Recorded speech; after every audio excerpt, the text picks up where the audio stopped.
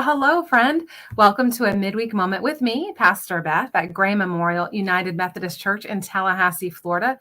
This is when I hop onto Facebook for just a couple of minutes to offer you something that I hope you'll find affirming or encouraging or useful or maybe even informative. I'm not sure. But if you do find it to be any of those things, I invite you to share it because maybe you have a friend who could benefit from it as well. There is a lot happening in the life of our congregation this week because we've got, this week and next week, we've got Blue Christmas this Thursday. We've got Christmas Eve next Friday, both of those services happening at 7 p.m. You can join us for worshiping in person with masks, or you can follow us right here on either Facebook or YouTube, wherever you're seeing this. We live stream everything that we do. Not only do we have those extra services, but our new music director, Stephanie Savisco, is on board. She's starting in the midst of the whirlwind of these extra and special worship services. And I'm just super grateful for how she has wanted to hit the ground running. This time of year, that's what we really need. We've also ordered the new in-ground basketball goal that we need for our Fresh Expression that we're going to launch in early 2022. So very excited about how all of that is coming together. So much good stuff, but that's not why I'm here. I'm here because I want to offer you something here in the middle of your week, a devotional moment. This Saturday, December 18th, is the birthday of a Methodist legend, an icon. Which one's better, a legend or an icon? Well, maybe this person is both. This Saturday is the birthday of Charles Wesley, the younger brother of this fella, John Wesley. Charles was born on December 18th, 1707, when John was about 4.5 years old. Charles is special to us, not so much because he was John's younger brother, but because in fact, John Wesley had a lot of siblings. There were something like 19 siblings in the family, 10 of whom made it past infancy. So it's not just that Charles was John's brother, and it's not just that they were close, as we'll talk about. It's that Charles is special to us because he was a prolific hymn writer. Over 50 of the hymns in our hymnal were written by him. We also have 8 of his poems and 74 of his liturgical responses that are written to be sung in response to the Psalms and those kinds of liturgical pieces. And all of that is just a small sampling, a very small sampling of what Charles created, because all in all, he wrote nearly 9,000 hymns. A lot. He wrote quite a lot. There's a myth in Methodism that Charles Wesley set his hymns to the same tunes as pub music of the day to make them especially memorable and maybe approachable. And it turns out that that is not true. It's been debunked. He didn't do that. He did use some secular music, but mostly it was original music. And that idea comes from a misunderstanding about a musical phrase, bar tune, which describes, I think, the pattern of the music. Anyway, somebody saw that, thought that it meant that it was a bar tune, like in a bar, like in a pub. And turns out that wasn't what happened at all. But anyway, Charles's hymns were appreciated, and they have been cherished. And as I said, all these 300 years later, we still have 50 of them in our hymnal. And that's because they're singable, and they're memorable, and they're deeply theological. Charles and John actually had a lot in common. Charles was a preacher too, like John, he was ordained in the Church of England.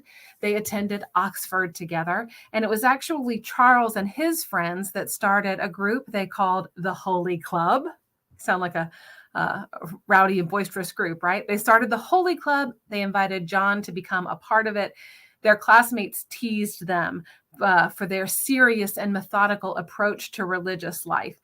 Their classmates said, you're so methodical, you're basically Methodists. And they said, yeah, that kind of fits. And they took on what was meant to be an insult, and they took it as their moniker, the Methodists. Charles and John both did a stint here in America in what was then the colony of Georgia. John left under a cloud of scandal. He was actually trying to evade the police, but that's a story for another day. Charles left Savannah because he just didn't get along with the folks there. He was largely rejected by the folks in Savannah. So he headed back to England actually before John did. They both traveled around England preaching in churches at first, and then they did what was deemed to be vile in their social circle. They preached outside to crowds of people. The brothers also had similar mystical experiences within just a few days of each other. And here again, Charles goes first. In Methodism, we talk about a time that John Wesley had this experience where his heart was strangely warmed, and he had this feeling of assurance that God loved him.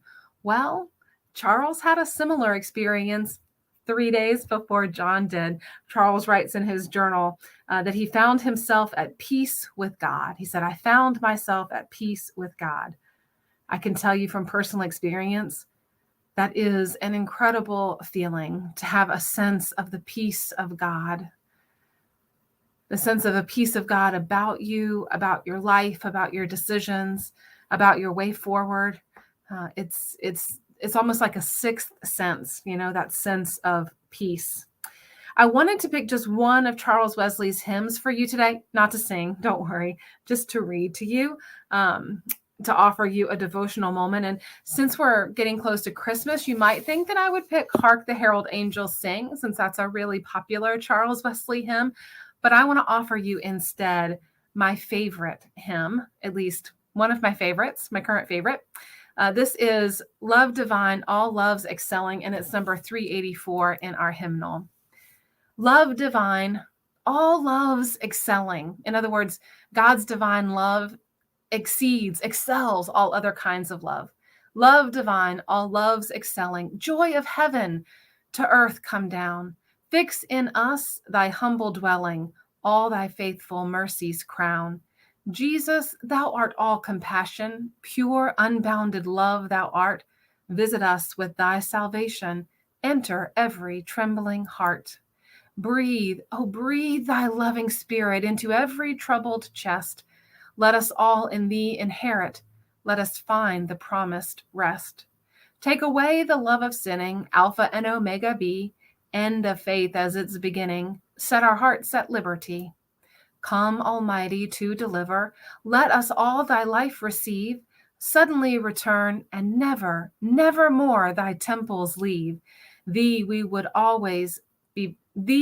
be always blessing, serve thee as thy hosts above, pray and praise thee without ceasing, glory in thy perfect love. Finish then thy new creation, true and spotless let us be. Let us see thy great salvation, perfectly restored in thee, changed from glory into glory, till in heaven we take our place, till we cast our crowns before thee, lost in wonder, love, and praise. Amen. Love divine, all loves excelling. What hymn is meaningful to you? Is it a Charles Wesley hymn? And what makes it meaningful, whether it's by Charles Wesley or not? Is there a hymn that you find just comes to you from time to time and offers you a piece of reassurance, or reminds you of a special moment in your life or a special moment in worship? I would love to hear about that. You can contact me. Here's the church phone number and the church email address where you can reach me. It would just be such a blessing to me to hear from you. You can also put it in the comments if you're happy to share that on Facebook. You can put it just right there in the comments.